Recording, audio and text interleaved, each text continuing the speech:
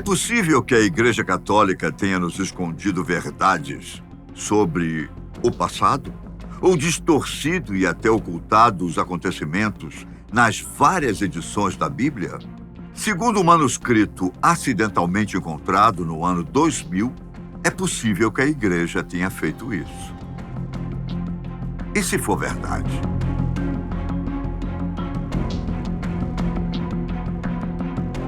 No ano de 2000, em Nicósia, capital de Chipre, a polícia fazia uma batida em uma residência alugada por contrabandistas, quando encontraram alguns manuscritos muito antigos, os quais, a priori, os policiais não deram muita atenção, pois não sabiam nem mesmo o que estava escrito. De qualquer forma, recolheram material que poderia servir também como prova.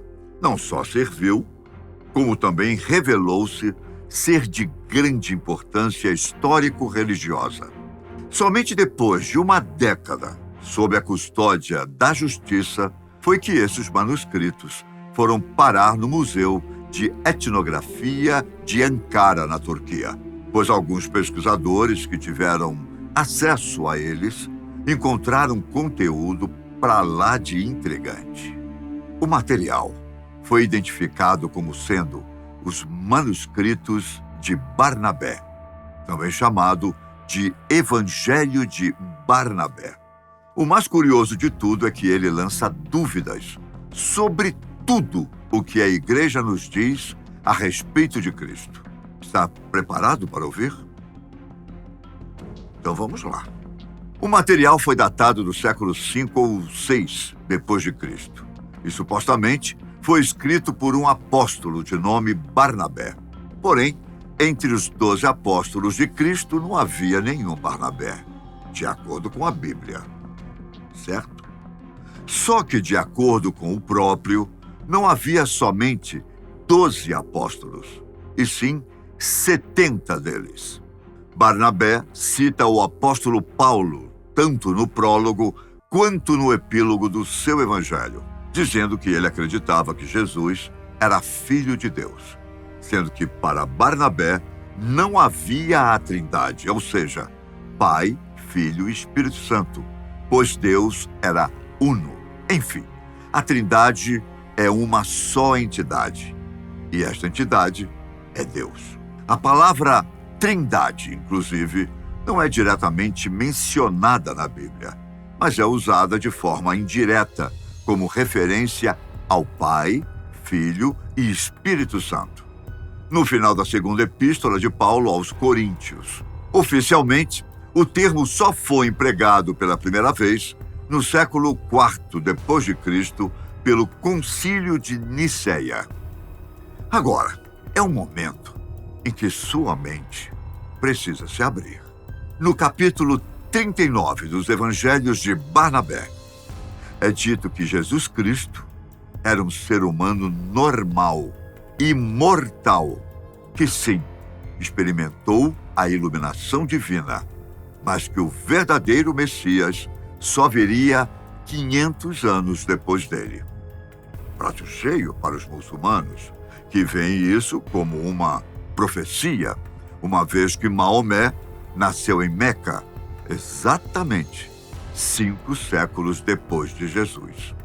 Em relação ao paraíso, Barnabé o descreve como sendo composto por 9 níveis separados, como o inferno visualizado por Dante. Porém, são 9 céus, onde os níveis mais altos são ocupados por santos e anjos. Para se alcançar os níveis básicos, é necessário que a pessoa seja duplamente justa e fiel a Deus, enquanto vive na terra.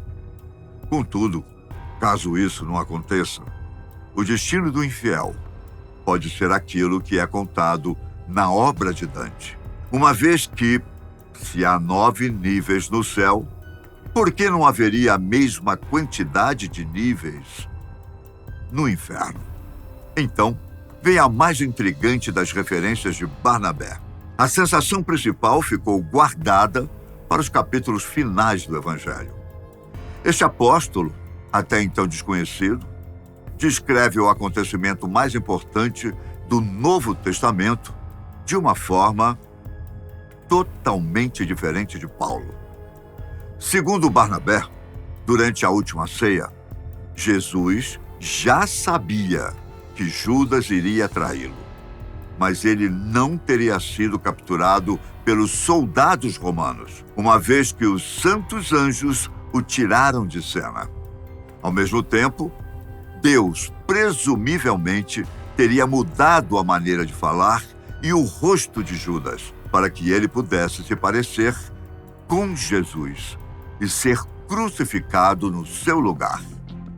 Portanto, o homem pregado na cruz não foi Cristo. A vítima torturada foi Judas. Enquanto isso, Jesus supostamente teria dito a Barnabé para escrever a verdade para que todos soubessem o que realmente aconteceu. Para a Igreja Católica, claro, se isso se tornasse público e acabasse sendo ao menos questionado por esse público, certamente a história acabaria sendo completamente diferente. As conquistas da Igreja não seriam tão gloriosas como a própria história dela se apresenta. Ao longo dos séculos, a Igreja de Roma fez de tudo para se tornar soberana nas questões espirituais da humanidade.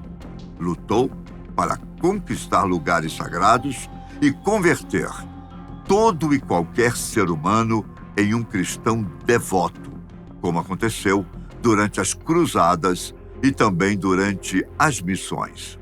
Portanto, o melhor a se fazer seria escondê-lo das pessoas e, por via das dúvidas, dizer que ele é falso.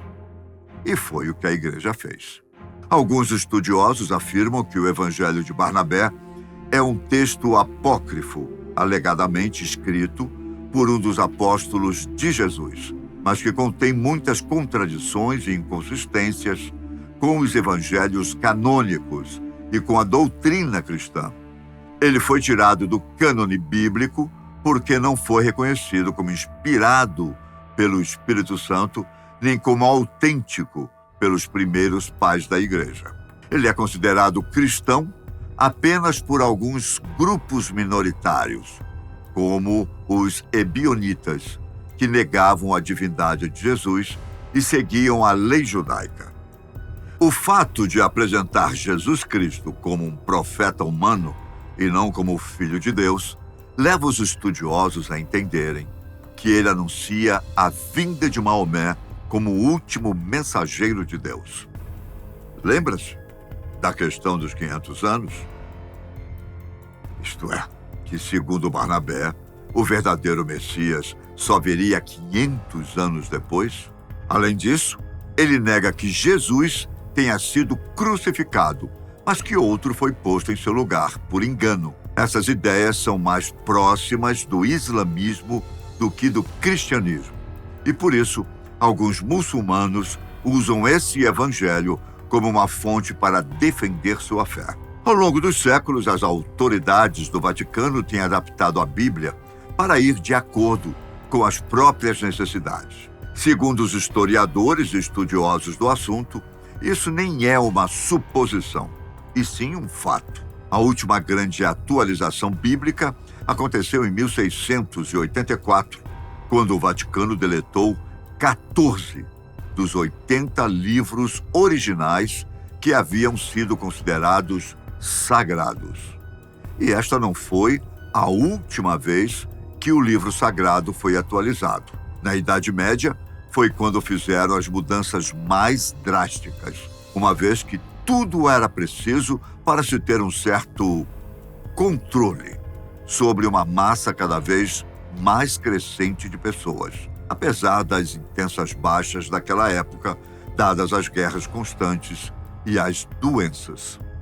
Outro controverso manuscrito, encontrado em 1945, próximo a Nahamad, no Egito, é conhecido como o Evangelho de Tomé, que, aliás, é tido como o documento mais bem guardado pelo Vaticano. É um apócrifo tão misterioso quanto abusado e desrespeitoso, como muitos diriam, pois o autor insinua que Jesus teria sido um homem mesquinho, temperamental e egocêntrico. A Bíblia Sagrada não fala nada da vida pregressa de Jesus, muito menos sobre sua infância.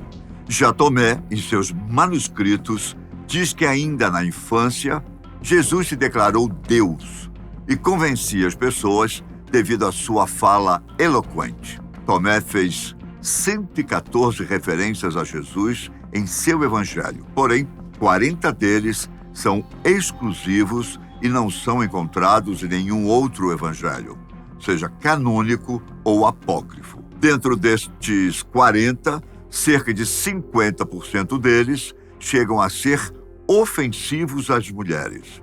Por exemplo, há um deles em que o Salvador diz que vai fazer de Maria Madalena um homem para que ela possa estar no reino dos céus. Em relação aos homens, estes também não foram poupados. Segundo Tomé, Jesus teria dito que os homens não circuncidados também serão banidos do céu. E para complicar a presença de Tomé entre os textos canônicos, ele se autodenominava gêmeo de Cristo, porém nascido de outra mulher. As perguntas que não querem se calar são: por que o Vaticano quis esconder o outro lado, as outras versões? Será que por medo de que as pessoas acreditassem e acabassem acatando? E se acreditassem, o que teria de mais? Afinal, todos são livres para seguirem aquilo que lhes convém, ou lhes faz melhor, pelo menos, em teoria, não é mesmo? Bem, naqueles tempos não era bem assim.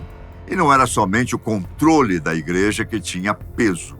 Havia ainda os monarcas, que em boa parte das vezes viam certas vantagens em se aliar à igreja. Há séculos a humanidade tem sido orientada a ouvir e acreditar em uma versão única da vida e obra de Jesus Cristo, de acordo com as normas católicas. No entanto, muitas outras referências foram feitas em paralelo às da Igreja Católica ao longo de todo esse tempo, e muitas de forma tão elaborada que levantam novas teorias. Já parou para pensar sobre outras possibilidades? E se for verdade?